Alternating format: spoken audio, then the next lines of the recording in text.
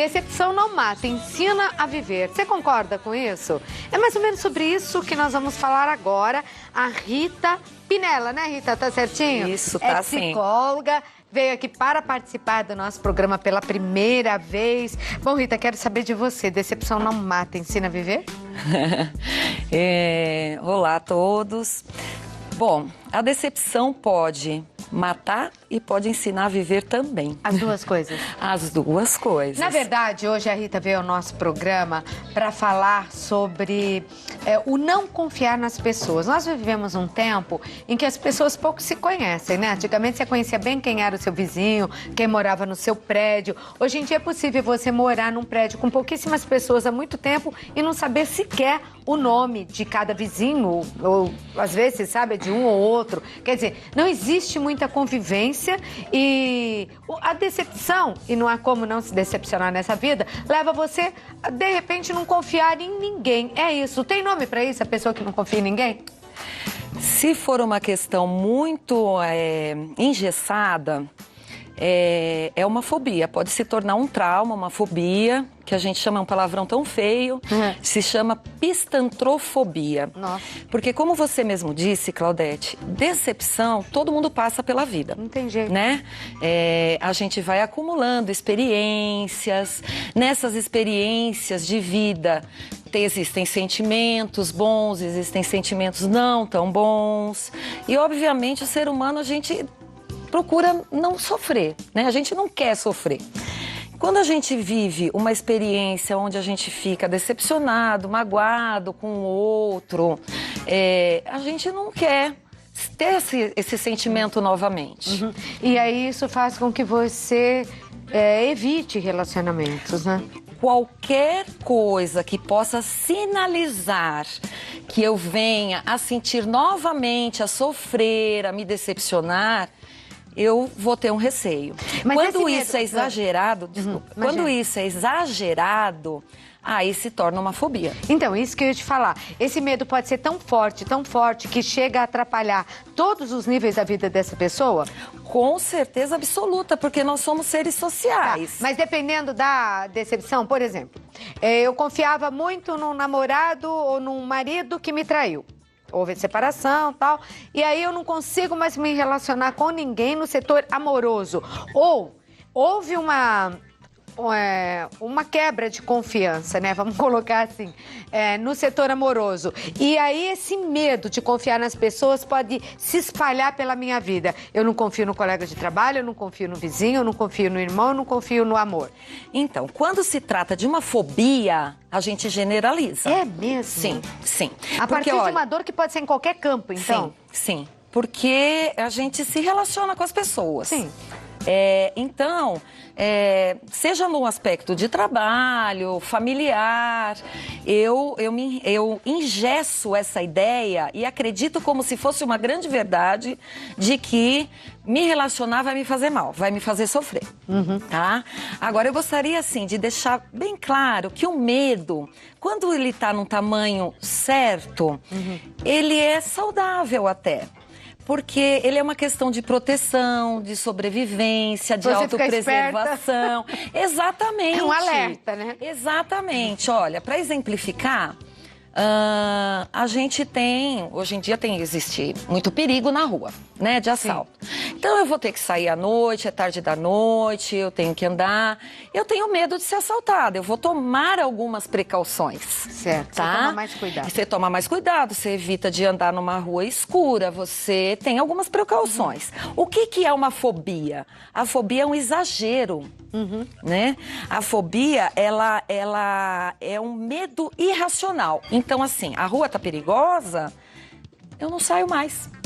Então, me paralisa diante da vida, a ponto de dificultar todas as minhas áreas sociais, porque a gente é um ser social. Aí vai precisar de um tratamento?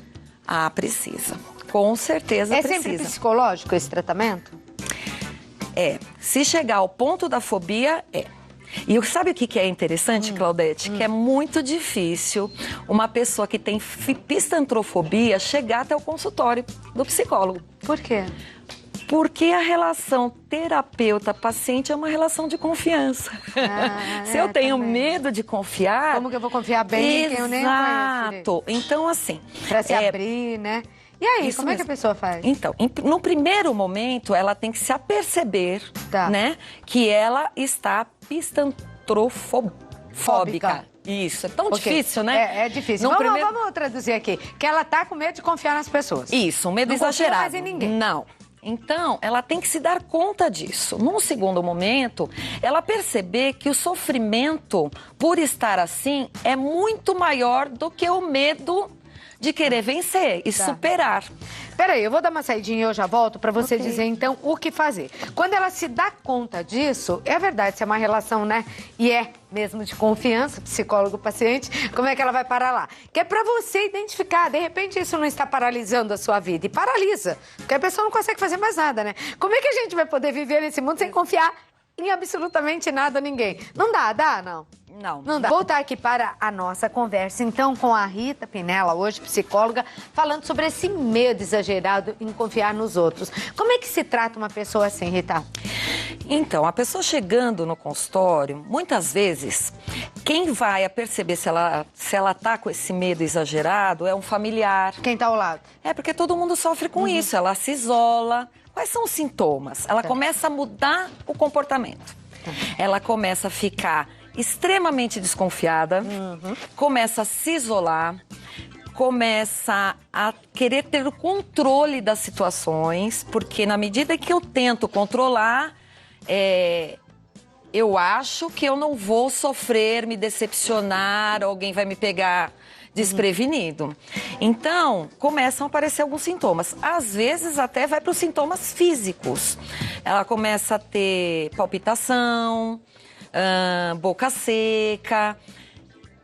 Lógico, esses sintomas físicos, eles aparecem quando tem uma iminência de uma ameaça, né? Uma ameaça... Agora, isso pode se... Desculpa, mas pode se transformar em mais doenças, por exemplo. Daí pode vir uma depressão, pode vir uma síndrome do pânico. Com certeza, com certeza. Então é perigoso não tratar, né? Muito perigoso, porque nós somos seres sociáveis, como eu falei anteriormente. A gente não vive isoladamente.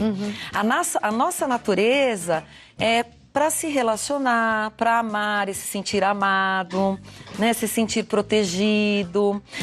Veja bem, Claudete, com quem que a gente se decepciona? A gente não se decepciona com um estranho.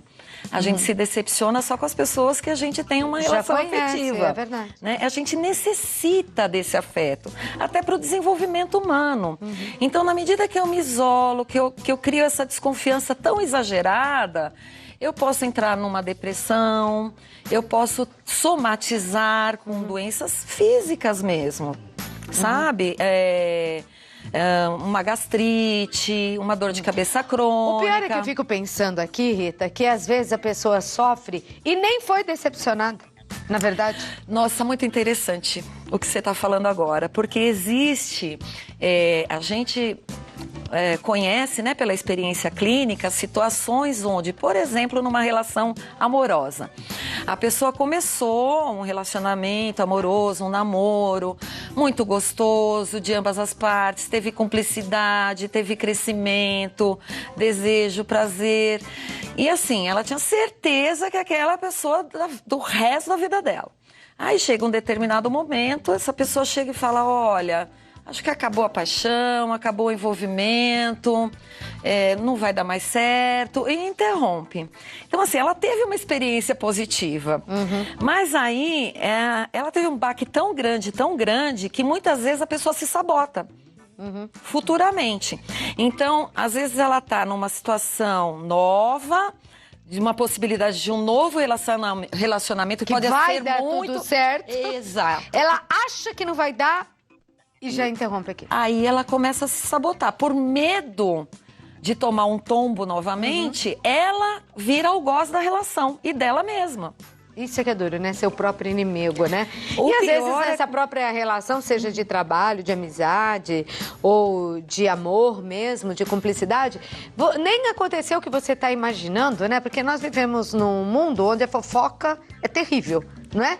Aí o grande vilão, sabe, Claudete, são as expectativas. Exatamente, não, e aquele, né, que mente. Então, você não tira satisfação com a pessoa, você não vai conversar olho no olho, acredita no que foi dito pra você, muitas vezes pode nem ser verdade e você tá sofrendo à toa. Com certeza. Né? E desenvolver uma fobia como essa. Então, olha, melhor caminho, procure um psicólogo, procure a pessoa, converse com ela, não deu certo? Vai pro psicólogo, porque senão isso pode atrapalhar a sua vida em todos os campos. Não e é desista, terrível, né? porque faz parte da vida, decepções, a vida não preenche a gente em tudo que a gente quer. E seria então, muito não sem desista. graça se fosse tudo certinho, né? Não é certinho, não. Né? Isso que é bom, é o colorido, É o colorido. da vida, porque você saber que cada ser humano tem um universo único e que é diferente do seu. Tá e certo. aí é que tá a E riqueza. respeitar, né? Exato. Isso.